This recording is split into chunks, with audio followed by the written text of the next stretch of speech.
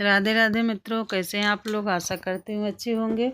मित्रों, मैं एक बेटी विदाई गीत लेके आई हूँ जो बहुत ही पारंपरिक है और इसे गाने जा रही हूँ। प्लीज़ आप लोग शुरू से लास्ट तक सुनिएगा, फुल वॉच करके, तभी समझ में आएगा। और जो है आप लोग सुनना और कमेंट बॉक्स में प्यारा प्यारा कमेंट करना कैसा लगा आप लोग को।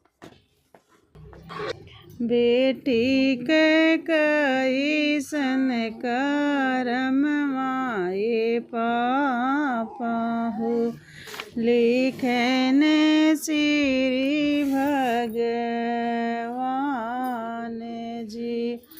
बेटी के कैसन करम माए पापा हो, लिखने श्री भगवान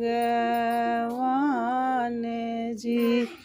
चुटकी भर सिंदूरा लागवत ये बाबा हो, कही दिल सब से वीरान जी।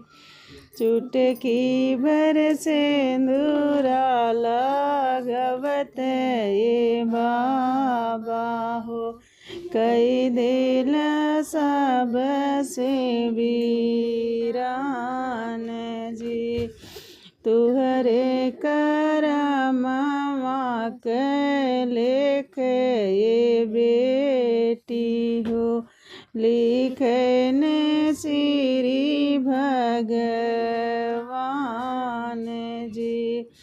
तुहरे करमवा के लेख ये बेटी हो, लिखने श्री भगवान जी। चुटकी भर सिंदूरा तुम्हारे ये बेटी हो, वह बनिए तुम्हारा सुहाग जी। चुटकी भर सिंदूरा तुम्हारे ये बेटी हो, वह बनिए तुम्हारा सुहाग जी। सब दिन घर में रखलाए पापा हो, बेटी तू आपन सहेज जी। सब दिन घर में रखलाए पापा हो, बेटी तू आपन सहेज जी।